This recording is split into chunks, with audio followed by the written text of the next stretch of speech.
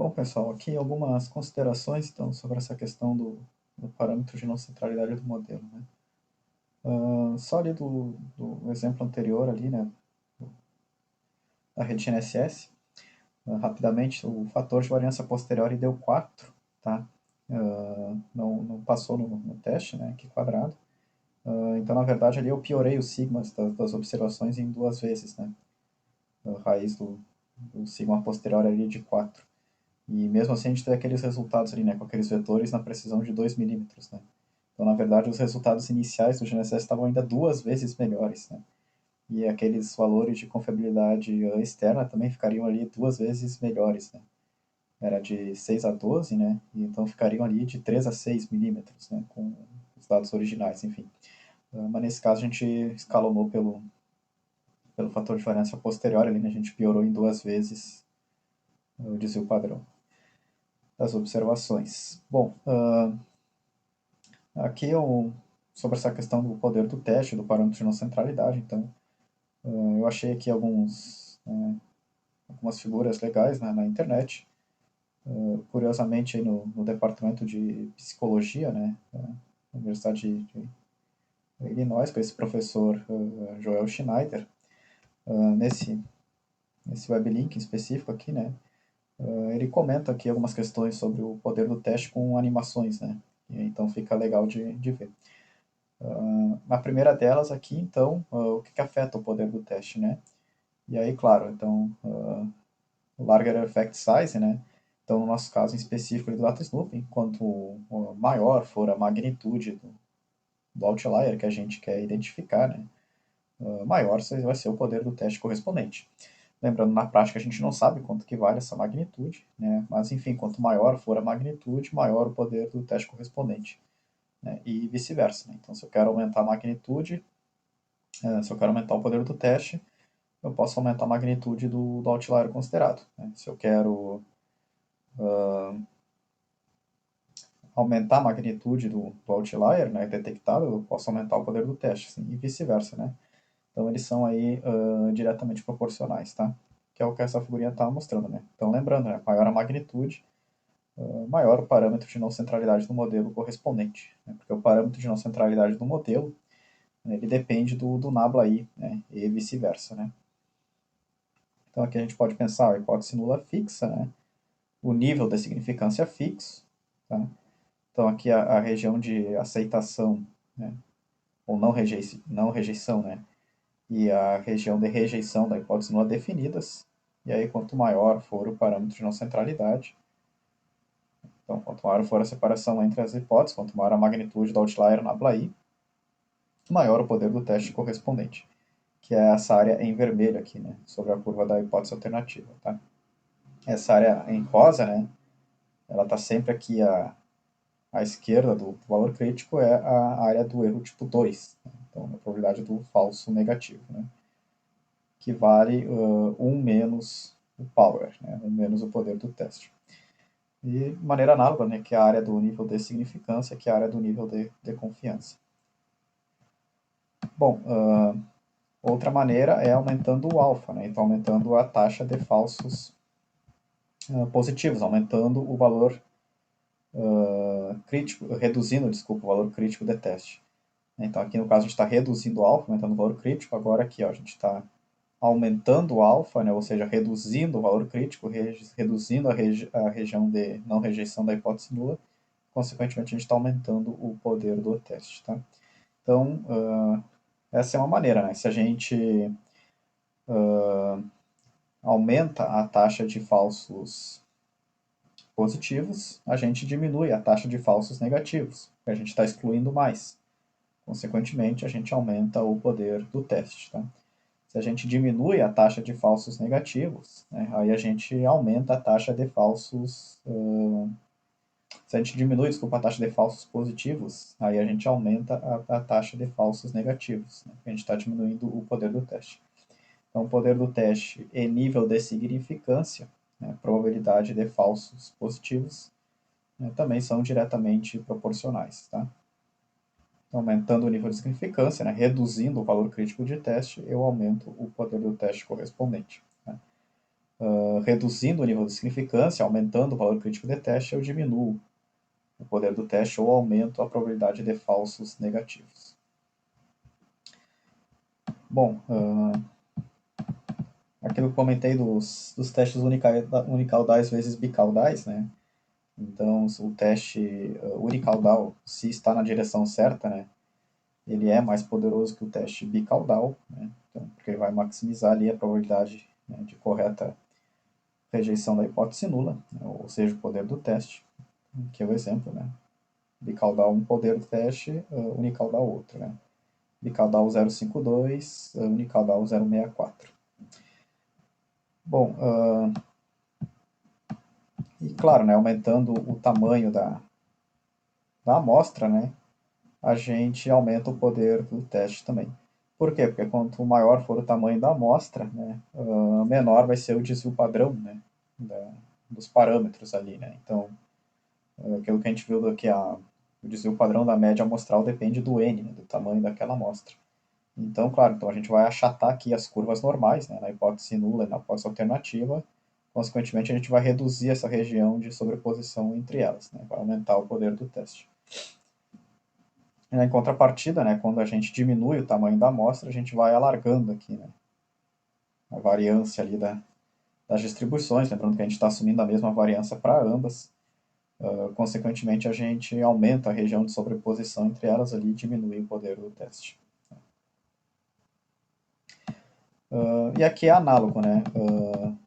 Análogo que eu digo no raciocínio, mas é considerando que o, o tamanho da amostra é fixo. O que a gente está aumentando ou reduzindo é o desvio padrão de cada medida ali, né? Então, aumentando ali a precisão do equipamento, por exemplo, algo nesse sentido, né? Na prática resulta no mesmo efeito aí, né? A gente tem um achatamento ali das curvas normais sobre a hipótese nula e a hipótese alternativa, uma menor região de sobreposição entre elas, né? Consequentemente um maior poder do teste. Né? Quando a gente diminui o desvio padrão, né? O sigma das observações. Então esses são, né, alguns das variáveis aí que estão envolvidas com o poder do teste.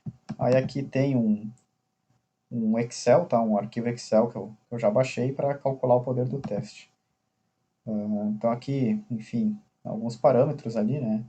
Então, por exemplo, a gente já sabe, né, que para um nível de significância de 0,1%, 0,001, o parâmetro de não centralidade do modelo ali, né, para um poder do teste de 80% seria de 4,132.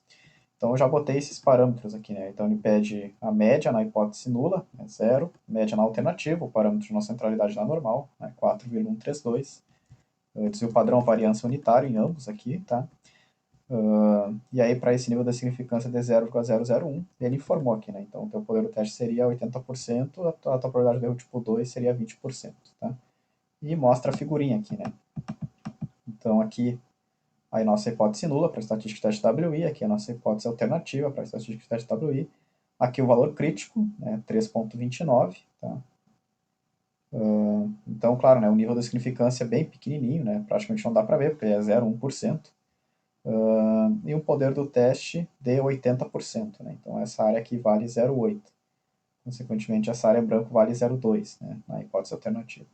Então, essa é a figurinha, mais ou menos, aí que a gente tem para as medidas de confiabilidade, usando aí os níveis de probabilidade convencionais aí, né, para o data smoothing. Então, 0,1% para o alfa e 20% para o beta. Né? 0,1% de falsos positivos, 20% de falsos negativos. Tá? Bom, mas claro, né, pessoal, vocês não podem, né, não precisam ficar condicionados a esses valores, né? Então aqui, esse é um software gratuito que eu gostaria de mostrar também, né, que é da Universidade Alemã, né, de Düsseldorf. Então aqui, né, nesse endereço vocês conseguem fazer o download. Curiosamente, parece ser também do departamento de psicologia, né? Então, pelo visto, isso é muito estudado também nessa área. Mas, enfim, aqui nesse software, ele tem também, né, várias funções, não só para aqui quadrado, como para outras aí. Mas, enfim, aqui é bem legal, por quê? Porque se a gente define o nosso alfa, né, a probabilidade do erro tipo 1, define o nosso poder do teste, né, então probabilidade de correta rejeição da hipótese nula, e define os graus de liberdade. Ele nos fornece o valor crítico e o parâmetro de não centralidade, tá, da distribuição. Então, válido não apenas aqui para o data snooping, né? Válido aí para qualquer teste na Q quadrado, só mudar os graus de liberdade ali correspondentes, tá? Então, claro, ali a gente já viu, né? Então, para esses níveis de probabilidade, né, poder do teste 0,8, nível de significância 0,0001, 1 grau de liberdade, o parâmetro de não centralidade é 17,075. Bom, naquela rede GNSS, nossa, a gente teve resultados muito bons ali, né? A gente ficou ali com valores de confiabilidade externa de 6 a 12 milímetros, né? Então, aqui é um exemplo, né, que a gente poderia piorar o nosso parâmetro de não centralidade no modelo, poderia aumentar ele, que ainda assim a gente teria resultados relativamente satisfatórios ali, né? Vamos pensar aqui o seguinte, ó. A gente teve números de controlabilidade ali para as observações, os menores valores ali, né, ficaram ali na ordem de 1,8 sigmas, né, 1,6 sigmas, 1,9, então bem inferiores a 3 sigmas, né, então por que isso, pessoal? Na verdade, assim, né, o valor crítico de teste, né, ele é aquele ali, né, o 0,1%, 3,29. Enfim, a grande questão aqui é a seguinte, para as medidas de confiabilidade, né, esse CI, ele veio, ele depende do nosso parâmetro de não centralidade do modelo, tá? Então, o parâmetro de não centralidade do modelo depende não apenas do nível de significância, mas também do poder do teste, tá? Então, nesse caso, o que a gente tem? A gente tem ali, não necessariamente o problema está no nosso nível de significância. Claro, a gente pode aumentar ele também, né? Mas talvez essa nossa taxa de falsos negativos, né, para essas medidas de confiabilidade, está muito alta, né, 20%. A gente pode reduzir ela, né? Ou seja, a gente pode aumentar o poder do teste, ou seja, a gente pode aumentar o parâmetro de não centralidade do modelo, tá? Então, aqui nesse caso, vamos fazer o seguinte, ó. Claro, né, pessoal, aqui é um tanto arbitrário, tá? Embora essas medidas de confiabilidade sejam, né, de fato arbitrárias, né, que eu comentei na aula, né? É a gente que define o nível de significância, a gente que define o poder do teste para elas, né? Mas 1,6 sigmas, vamos pensar o seguinte, se a gente piorar em duas vezes o parâmetro de não centralidade do modelo, aí a gente tem que pensar que o MDB ali, ele é o menor erro detectável, né? Ele vai ser proporcional ali, né? Enfim, ele é diretamente proporcional ao parâmetro de não centralidade do modelo. Então, se a gente piorar duas vezes ele, né, na Q quadrado, a gente tem que pensar que na normal a gente vai tirar a raiz quadrada dele, tá? Então, na verdade, a gente iria aumentar o MDB ali em 1,4, em raiz de 2, tá? Então, continuaria ali, né? De 1,6 iria ali, iria ficar abaixo de 3 sigmas, enfim. Então, a gente pode duplicar ou até mais do que isso o nosso parâmetro de não centralidade do modelo, tá? Sem grandes problemas, tá, pessoal? Sem que isso vai ocasionar um salto estratosférico aqui nas nossas medidas de confiabilidade, tá? Então, lembrando, né, confiabilidade interna, MDB, é diretamente proporcional à raiz de lambda zero, né? Ou seja, a raiz do parâmetro de não centralidade na Q quadrado. Então, se eu duplicar o parâmetro de não centralidade do modelo, o efeito que isso vai ter no meu MDB vai ser raiz de 2, tá? Porque eu vou tirar a raiz quadrada desse valor, né? Ou seja, ali da ordem de 1,4. Tá?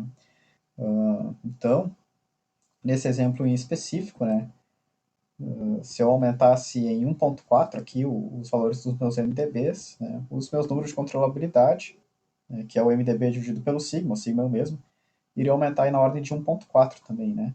Então, aqueles menores valores ali de 1,6, né, eles iam continuar ali relativamente baixos, tá? Então, não ia ter um efeito tão grande assim, né, nas minhas medidas de confiabilidade. E na confiabilidade externa a mesma coisa, ó, pessoal, né, porque a confiabilidade externa depende da interna. Então, a gente estaria piorando a confiabilidade interna aqui das nossas observações por raiz de 2, né? Então, a magnitude dos valores da confiabilidade externa também estaria sendo piorado na ordem de raiz de 2, né? Então ali iria mais ou menos para 9 milímetros aqui o menor valor e o maior para 18, né? Então continuaria inferior a 2 centímetros, por exemplo. Então, enfim, a gente pode pensar em termos práticos em duplicar aqui o nosso parâmetro de não centralidade, tá? Sem grandes problemas. Bom, como é que a gente poderia fazer isso então, né? Então, por exemplo, vamos aumentar o nosso poder do teste aqui. Vamos levar ele lá para 0,9 e ver o que acontece. Parâmetro de não centralidade 20. Então, até dá para aumentar bem mais aqui. Vamos jogar aqui 0,95. 24. Então, o original era 17, né? Então, ele pode passar dos 30 ali ainda, que não seria um grande problema. Olha só, vamos aumentar lá para 0,99 e ver o que acontece. 31, né? Então, vamos botar então, nas taxas de falsos positivos está 0,1%, tá? Vamos botar a mesma taxa de falsos negativos agora. Então, 0,1%. Então, poder do teste de 99,9. 40, né? Agora ele já passou, né? Enfim, então, a gente poderia, né? Mas 40, de 17 para 40, um pouco mais que duplicou. Quando a gente tirasse a raiz quadrada disso, né? Um pouco mais do que duplicaria ali, né? O efeito na confiabilidade externa. Então, por exemplo, aqui iria de 12, e 12 talvez um pouco mais, e aqui iria para 24, talvez um pouco mais, né? Enfim. E essa é uma maneira, né? A outra maneira, claro, os graus de liberdade são fixos, né? Porque é o data snooping. A outra maneira aqui é controlando o nível de significância do teste, tá? Se a gente aumentar o nível de significância, né, do teste, né? A gente aumentaria o poder do teste, né? Então, vamos pensar aqui. Só que o poder do teste está fixo, né? Então, vamos ver o que acontece no parâmetro de não centralidade. Ó. Vou aumentar para 1%. Tá? Então, a gente diminuiu, né, o parâmetro de não centralidade nesse caso, tá? Aumentando o nível de significância. Se a gente reduzir o nível de significância, vamos botar para 0,001. A gente aumentaria o parâmetro de não centralidade, porque o poder do teste está fixo, tá? Então, enfim, né, nesse caso aqui específico do GNSS ali, que a gente está com resultados muito bons, né, a gente poderia aqui ou reduzir o nosso nível de significância, tá? Ou aumentar o poder do teste, enfim, para que ainda assim a gente estaria ali falando em valores de confiabilidade externa ali da ordem ali, né, de 2 a 3 centímetros no máximo, né? Então, resultados aí ainda assim bastante consistentes, né, coerentes, enfim, para essa nossa rede GNSS, tá?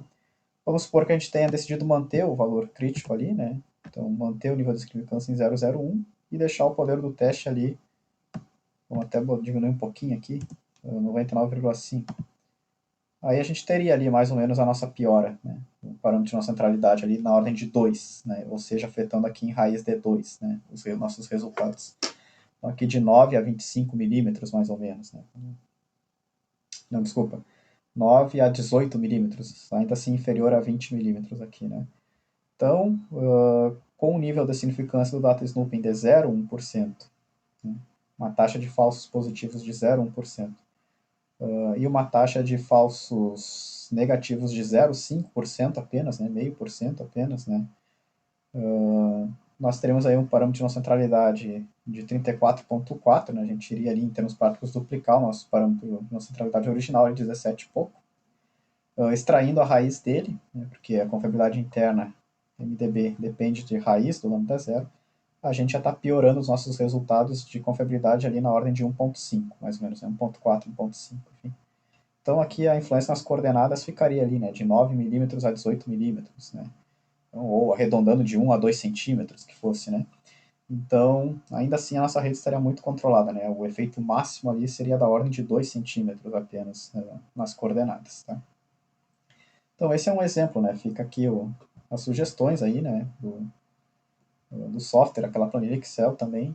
Então, com esse software, a gente obtém aqui o parâmetro de não centralidade para qualquer caso, né? Variando o nível de significância, variando o poder do teste, e até mesmo variando o teste, né? Variando os graus de liberdade aqui na distribuição correspondente, tá? E, claro, né? A gente sempre tem um senso crítico aqui, né? Então, para esse caso específico, como a gente tem uma alta redundância aqui nessa rede GNSS, os resultados ficaram muito bons ali na casa do milímetro, enfim, né? Então a gente não precisa trabalhar com aqueles níveis de probabilidade pré-estipulados em 0,1% e 80%, né? A gente poderia ali mesmo, até mesmo piorar ali, né? Piorar no sentido de aumentar o parâmetro de não centralidade, né? Mas, na verdade, reduzir o erro tipo 2 e ainda assim a gente teria aí resultados bastante consistentes, né?